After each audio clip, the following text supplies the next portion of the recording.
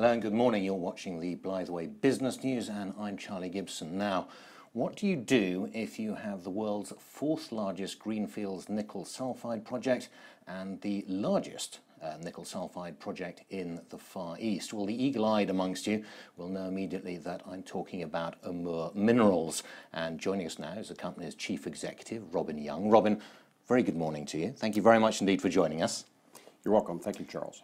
You have this enormous greenfields nickel sulfide project in the Russian Far East. 2017 field season, you increased the resource by about 51%. Yes. You've got over 1 million tons of contained nickel there.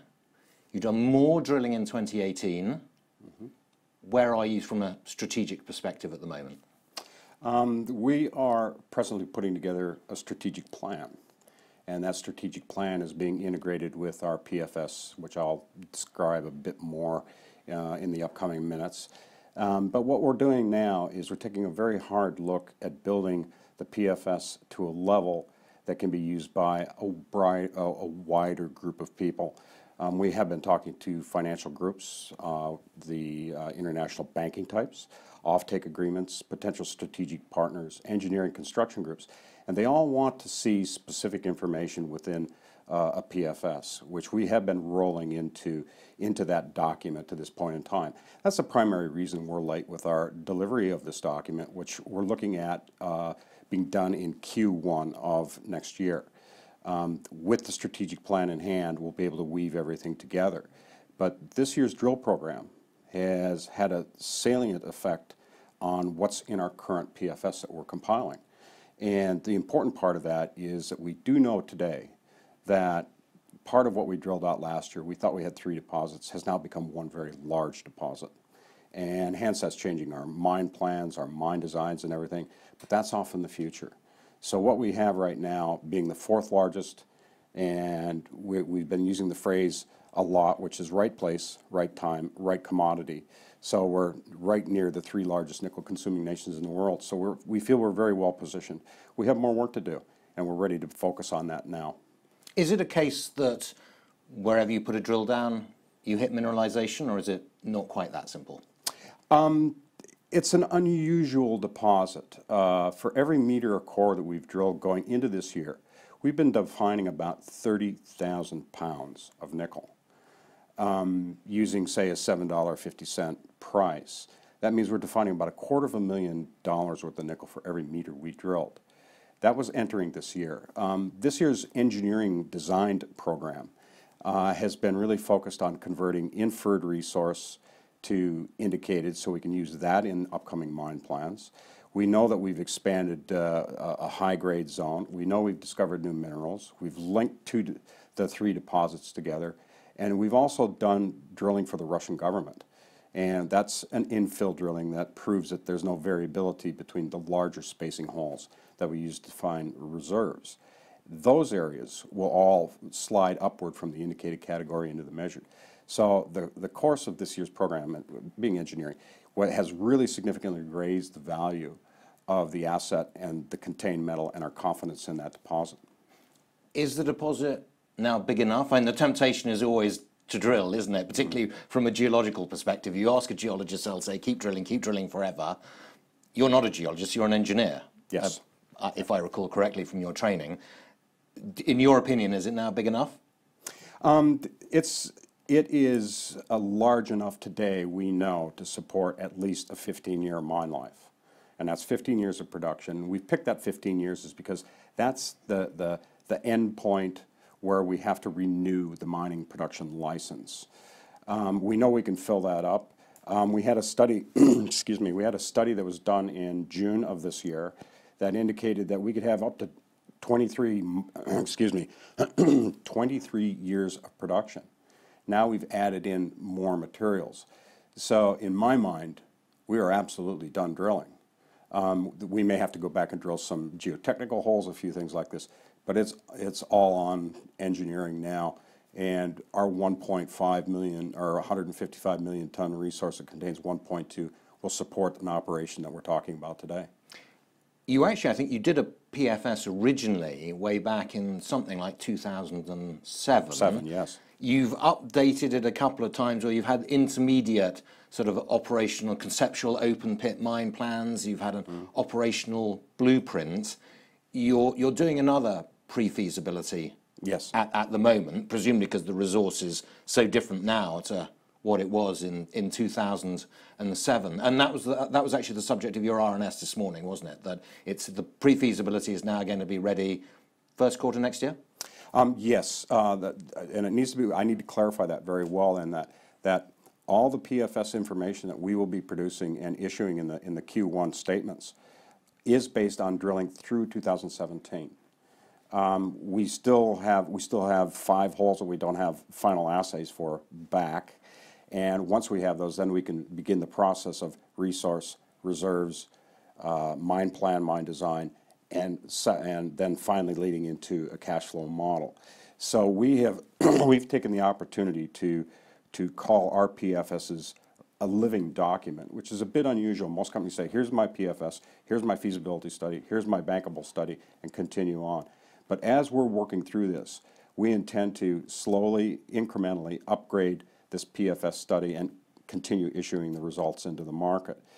As a result, in contemporaneous with that, our strategic plan, we'll be implementing our strategic plan. Again, that's an 18 to 24-month plan, and that will include all aspects such as what is our marketing plan in Asia, what is our plan to identify a strategic partner, what is our plan to finance the project for our requirements, and also incorporating something very, very important, which is the Russian regulatory considerations. In the normal course of events, and you hinted at this, you do a PFS, and then you do a bankable feasibility study. Is that the route you're going to go down, do you think? We as a company fully intend to develop and place this project into operation. That's the hardest case scenario for Amur Minerals as a company. We're a small company. At this point in time, when we hold our discussions and part of this strategic plan where we're speaking with different groups, and we already are speaking with groups, but when we're working with these individuals, there will be a point in time where I fully anticipate that somebody's going to step in and say, you know, nice job, move over to the side, it's our turn to take it through to the final production stage. But right now, our plan, if nobody comes on board to help, we're going to continue and we will place this in production. And the feasibility, the final feasibility then, would you do that to a Russian standard? Would that be a TEO, which I think you have to do anyway, don't you? Or would you plan on doing a Western one, or would you do both? It depends on the source of the money. At the end of the day, we do have to do a tail. 90% of that information is included in a Western PFS. The major differences are format and document structure.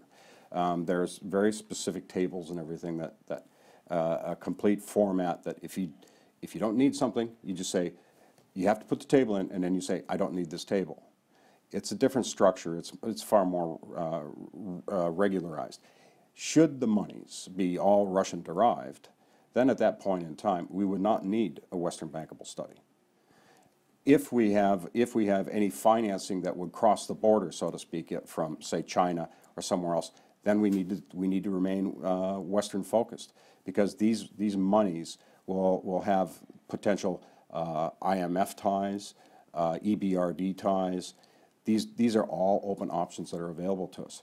So our plan is to continue moving forward on a Western basis, and as time goes on, we will be pulling the information from the Western document, putting it in the tail, and any additional information that's in the tail will move across into the Western documents. Would it be fair to say that your favored option would be to go into some sort of strategic alliance with another group with deep pockets? Yes, absolutely. The project is a nickel sulfide project. It's a large project. We're talking 6 million tons a year. Therefore, the capital expenditures will be substantial. And as a result, we need somebody who, A, knows nickel, B, is not afraid of Russia, is not afraid of China. China is the marketplace where our commodities will ultimately be sold. Russia is the market where that's where our mine is. This is where we're controlled on a regulatory basis. This is all a very coherent plan has to be brought together on drawing those two in. And then we don't, and I would not rule out the likes of other banks. In fact, we do all our banking inside the company with Standard Bank. Standard Bank is known for its natural resources funding. There are other institutions, financial institutions, that are also interested. Anytime you latch into or have a consortium of banks that are financing a project like this that is Western-based, you will have to maintain Western standards, and especially what are called equator principles on the environmental side. And that's what we're targeting as well. Just remind us, you have a production license. I think I'm right in saying that by December 2020, 2 years' time roughly, you have to present a final project. Is that right, to the Russian government?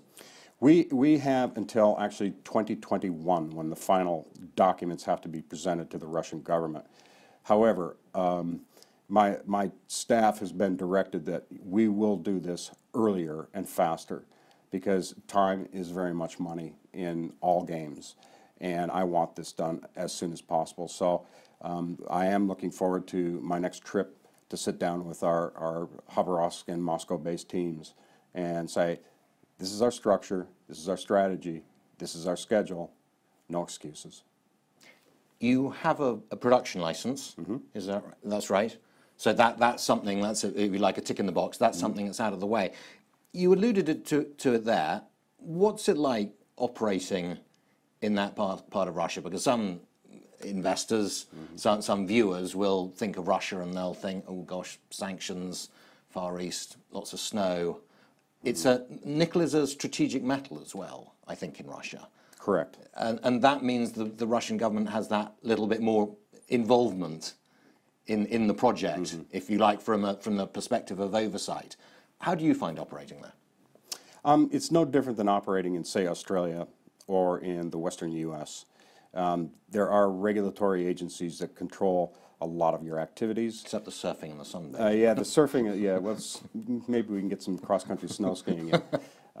But what we do have is a situation where the Russian government has for years poured hundreds of millions and billions of dollars into the Russian Far East in supporting its economy. And so what they've done is they want foreign investment so that the burden can be taken off the central government based in Moscow. And what they've done is they've created incentive programs, and they've created what's called the Far East Development Program. They've done two key things. One is that they have removed the royalties tax, or excuse me, reduced the royalty tax for the first 10 years of the operation. Normally it was a flat 8%. So 8% of the metal that came out of the smelter or the gold bars that you were pouring, just saw 8% off and sent it to the government. It's not the case. What they've done is they have reduced this now. So like for the first 2 years on metal royalties, we don't pay anything to the government. Then it's a gradational tax, and at 10 years it's finally up to it's up to the normal 8%. The net profits tax, which is very important as well, runs at 20%. And that is zero for the first 5 years. And then it goes to 10% for the next 5 years. When you take a look at those incentives to bring people in, to invest, you recover your capital much faster. And one of the things that we've been working on is we know that we can, after this year's program, we're going to have more higher grade metal. We can move forward in the system. And by the system, I mean into the mine plan. So if I'm mining something in year 15, which has 10% or 20% net profits tax and an 8% royalty, and I mine that in year 1, that's a 28% difference in cash revenues. So it's really important that we start pushing this higher grade metal forward. And that's one of the successes of this year's program, is we've been able to identify that not only was it 3 deposits, it's now 1 deposit, and the grades are good. One of the sort of subtleties, I think, of this process, and also, I suppose, the living PFS, as you call it, is that there is this constant sort of balance, isn't there, between what is going to be mined open pit, lower grade, and what is going to be mined higher, underground, higher grade. Just remind us, as things stand at the moment, what does the project look like, both in terms of its engineering, also the most recent NPVs, most recent IRRs, most recent CapExes? Okay. when you take a look at the ratio of underground to open pit, at this point in time, we're only scheduling and planning underground operations at Blytheweigh. And there'll be an open pit that sits on top of, when the open pit's done, then we mine laterally and down and pick up the rest of the ore body. In previous RNSs, we were talking about mining about 32.5 million tons from this underground operation. And we were going to mine about 14 million tons from the open pit sitting on top of it. We have a small starter deposit called Voderaj-Delny. And it's really a great deposit. You couldn't ask for anything better. It's shaped just like an upside down coffee cup. There's no waste around it. It's all air. You just lop the top of it off and you send it to the mill. There's no waste costs. It's just transport costs. Okay, and then you move over to, prior to this year, we had what we call the Ekinskoy deposit and the Kubuk deposit, and last year's drilling had defined a third one that was located between them. This year we've connected them all up. The current mine plans that we're working with in the PFS, we have an open pit at Ekinskoy and we have an open pit at Kubuk. All told, when you add everything up together, it comes up to 90 million tons of ore production. And that's, the majority of that is anticipated to be, excuse me, is anticipated to be measured and indicated, or hence proved and probable reserves. So we are seeing significant change. Our most recent numbers that we have spoke about date back to 2015. And that's where we've turned out a PEA, a blueprint to production. In that study, we talked about an operation with huge objectives, being we mine it, we put it through a furnace, and we take it all the way through a refinery. The total capital cost of that operation was about $1.3 billion. And there's high-grade mat and that refinery section, about half your capital is spent there. Looking at that scenario at that point in time, with the known grades we had then, we were seeing a net present value on a project of about $700 million. And that's using reserves from a long time ago. They were lower grade, it's higher grade now, and in the PFS, all these numbers have been completely reworked. That's the benchmark looking back.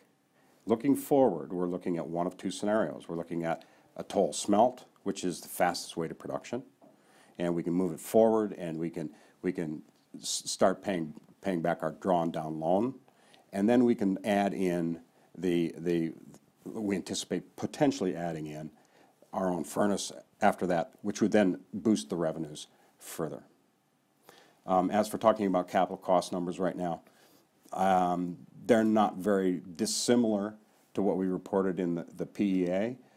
However, we're not building those last two pieces, which is the high-grade mat facility and the refineries.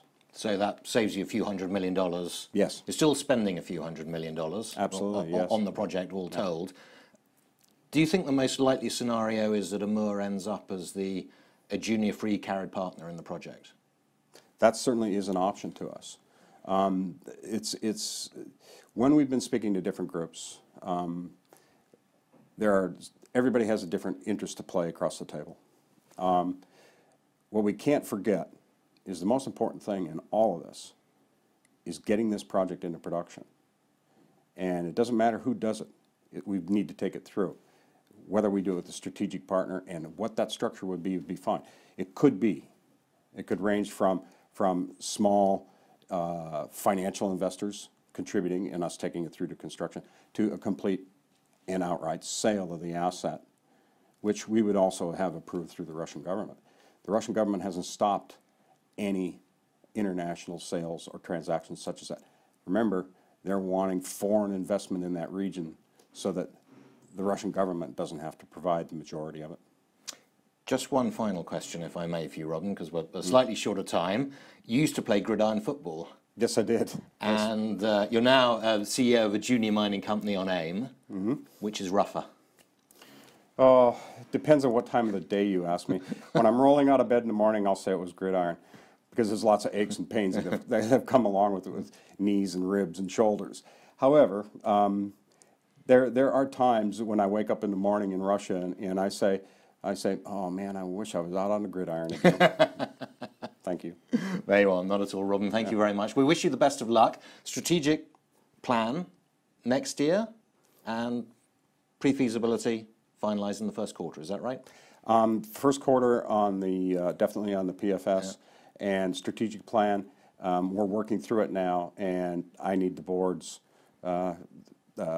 smart overview on this, as well as some independent engineers, just to make sure that we've got everything right. Okay, and then you'll let us know. Absolutely. All right. Well, and we hope you'll come back and tell us all about it when it's finally out in the public domain. Much sooner, yeah, much sooner than later. All right, lovely. Robin, thank you very much. We greatly appreciate it. Ladies and gentlemen, that was Robin Young, the Chief Executive of Amur Minerals, a very large project, huge project, lots of opportunities, and go and have a look at it. I'm afraid that's all we got time for today, but we'll be back very shortly with more opportunities in the mining sector, back with Blytheweigh Business News, brought to you by Core TV. I'm Charlie Gibson, and until then, you have a very capital day.